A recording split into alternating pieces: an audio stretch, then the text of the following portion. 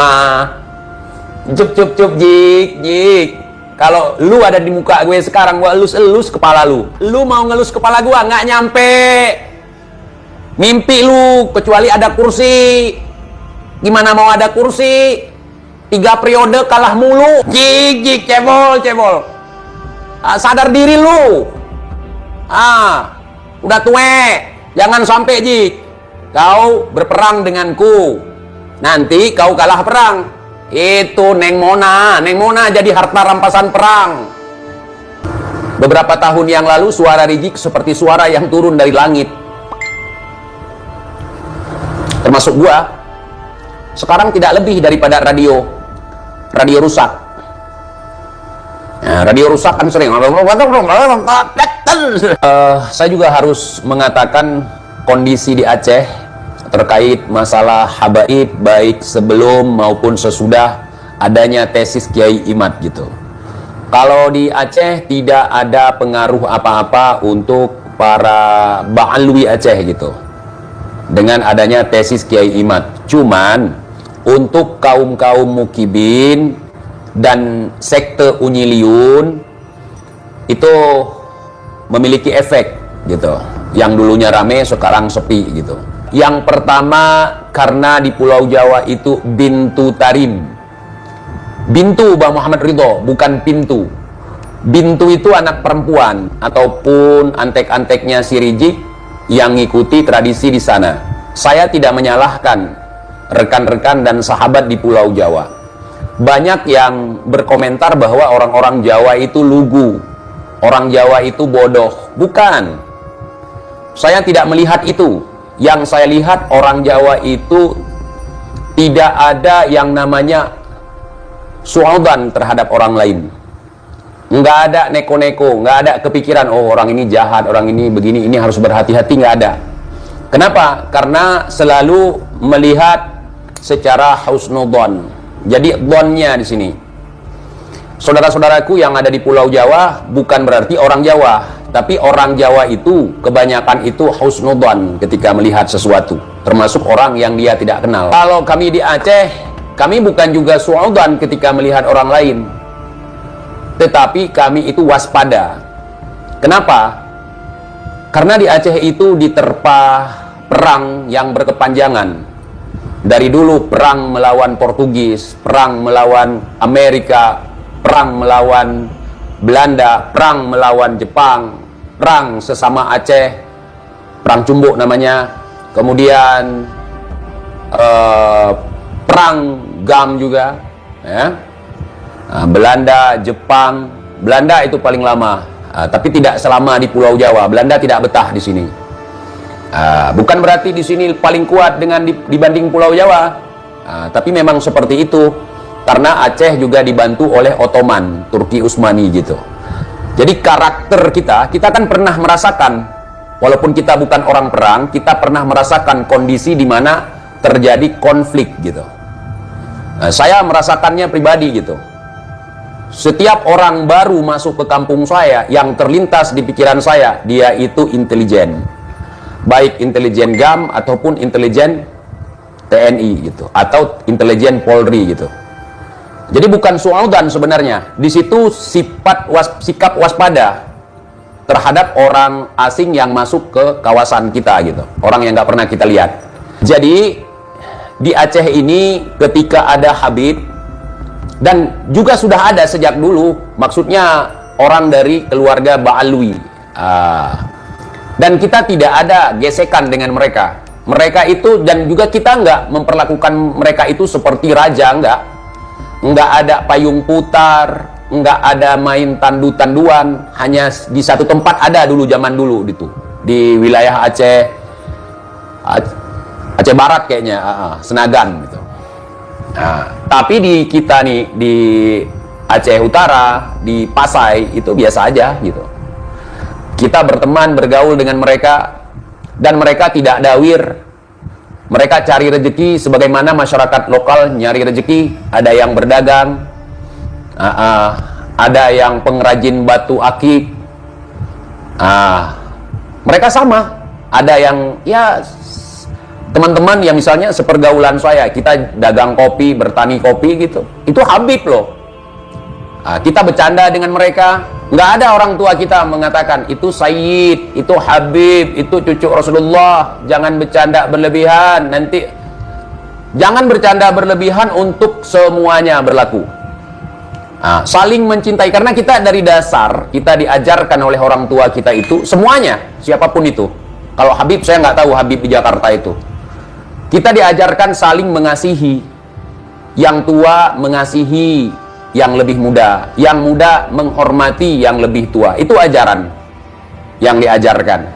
Enggak ada hormati dia karena datuknya bisa terbang, karena datuknya bisa madamin api neraka, karena datuknya bisa mengusir malaikat mungkar nakir. Itu enggak ada. Saya barusan mengupload sebuah video potret, ya, kehidupan Habib, salah satu kehidupan Habib di sini. Jadi masyarakat lokal gitu. Jadi kalau ada orang yang mengatakan gini, di Aceh, orang Aceh itu cinta habaib. Di Aceh itu diajarkan kita mencintai siapapun. Dengan setan jangan berbaik sangka. Udah, selagi akhlaknya bagus, selagi dia itu orang baik. Kalau orang jahat disuruh hindari. Tapi kalau saya ada orang jahat, tetap saya dekati gitu. Mana tahu nanti bisa kita arahkan ke arah yang lebih baik. Begitu, saudara. Jadi kembali lagi ke Pulau Jawa. Ke Pulau Jawa, kenapa di Pulau Jawa seperti itu? Karena yang pertama tadi, orang Jawa itu lebih cenderung kepada husnudon. Dia nggak mau tahu itu Habib kah, itu cucu Nabi kah, yang penting hormat. Apalagi dibumbui dengan narasi-narasi itu cucu orang keramat, datuknya bisa terbang seperti burung gitu. Jadi hal-hal yang seperti itu di Pulau Jawa masih sangat kental sekali. Tradisi memuliakan tamu, Bang, enggak. Tradisi memuliakan tamu di kita juga ada. Jadi wajar-wajar aja, nggak ada yang berlebihan. Jadi sesuatu yang berlebihan itu tidak baik. Jadi hal yang seperti itu yang membuat orang itu merasa, wow, saya ini orang hebat, datuk saya orang hebat, saya ini nggak boleh diperlakukan seperti manusia lain gitu. Nah, khusus di Pulau Jawa, walaupun di sana itu bukan cuma orang Jawa. Buktinya orang Jawa yang ada di Aceh kagak ada seperti orang Jawa di Pulau Jawa. Bikin tandulah, payung putar lah, cium kaki lah, cium sendal lah, gitu, jalan ngesot depan Habib, nggak ada di sini. Kalian tahu, si Bahar pertama sekali ke Langsa Aceh, dia itu nggak dipanggil Habib oleh masyarakat sini, dia dipanggil Ustadz. Sini ngopi kita Syekh, gitu. Jadi bukan panggilan istimewa kalau di kalangan anak muda gitu. Kalau anak muda manggilnya temennya gitu. Kayak si Bahar ke Banda Aceh waktu itu, waktu kampanye Bu Ani gitu, dipanggil Syekh sama anak-anak muda gitu. Bukan berarti itu seorang guru besar, bukan berarti abuya, itu bukan. Itu panggilan di pergaulan kita. Yang pertama dipanggil Syekh, yang kedua dipanggil Tengku. Tengku itu sebenarnya Ustadz. Cuman di kalangan anak muda atau di kalangan orang tua sekalipun, untuk orang yang tidak dikenal atau orang yang memang dikenal, panggilannya Tengku. Gitu, paham? Jadi itu bahasa pergaulan. Atau orang Aceh itu manggil Tengku itu, manggil Tengku. Itu seperti orang Jawa manggil orang yang tidak dikenal Kisanak. Kisanak, paham? Kisanak dari mana? Tengku dari Pat. Tengku dari mana gitu? Pat ngebedah Tengku. Ngepio ngejek kupi-kupi le. Mampir dulu, ngopi dulu gitu. Walaupun digoreng saya ini pembenci habaib, musuhnya habaib begini, saya nggak mempan itu. Kenapa? Karena saya punya pegangan. Saya tidak pernah membenci Ba'alwi dari awal. Saya tidak pernah membenci habaib, walaupun saya tidak bisa mencintai mereka seperti saya mencintai orang kayak di Jawa, kayak di Pulau Jawa mencintai habaib, cium kakinya, cium tangannya. Di sini pun kalau kita misalnya ketemu dengan ulama, airnya nggak dibukain, bahkan tutupnya kadang-kadang nggak perlu dibuka. Orang doa, Kan nggak masukkan dari dia gitu. Jadi orang-orang yang masukkan jari mungkin ke botol nganggap kalau dia punya kekuatan tersendiri gitu. Contoh nih, ada seorang Habib yang selama ini viral, dan banyak yang Habib-Habib seperti itu di Aceh. Ini salah satu yang membuktikan omongan saya selama ini. Ini ada Habib, potret Habib di Aceh.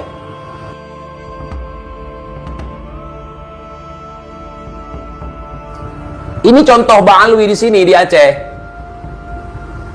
Contoh Ba'alwi di Aceh begini. Dan mereka lahir dari rahim-rahim ummi Ba'alwi. Tapi mereka nggak ngibul. Salah satu teman saya itu Ba'alwi yang kemarin malam ke sini. Yang kemarin malam ketemu saya di sini. Dia nggak seperti itu. Nggak dawir, nggak koar-koar, nggak merasa lebih mulia di antara yang lainnya. Jadi kalau saya dibilang pembenci habaib, pembenci Ba'alwi, salah. Bahkan panggilan-panggilannya pun biasa gitu. Kita manggil nama. Kalau udah tua kayak gini kita panggil Abua. Abua itu kalau diartikan seperti abang dari ayah kita atau abang dari ibu kita, itu Abua, paman gitu. Jadi yang kita permasalahkan sekarang adalah pendongeng-pendongengnya, oknum-oknumnya. Kalian tahu, waktu saya keluar dari sebelum masuk penjara, itu beberapa hari ada kegiatan sebuah organisasi di Aceh yang menamakan dirinya organisasi nasab, pencatat nasab, perkumpulan kaum Ba'alwi. Karena mereka tidak punya buku dari Robito ataupun belum diurus atau gimana, mereka dituduh Habib palsu. Dan orangnya, orang Ba'alwi itu nelpon saya manggilnya Ami. Saya teleponan sama mereka, dan mereka nggak suka rijik. Nggak suka rijik, bukan nggak suka ke orang, bukan, tapi sifat karakternya bikin malu mereka. Begitu kurang lebih informasi yang saya dapatkan selama ini. Jadi begitu. Jadi framingan mereka sekarang memakan mereka sendiri. Setiap ucapan mereka itu kembali ke dirinya sendiri. Insya Allah, saudara, ya kan? Ini peringatan buat mereka. Kalau ini tidak digubris, ini tidak didengarkan dengan baik, ataupun ini tidak dijadikan sebagai barometer untuk mereka memperbaiki diri, tunggu kehancuran itu. Bukan kalian aja bisa ngancam orang dengan kualat. Saya nggak ngancam kalian dengan kualat, tetapi tunggu kehancuran itu. Ini rejim zolim, saya akan pimpin perang.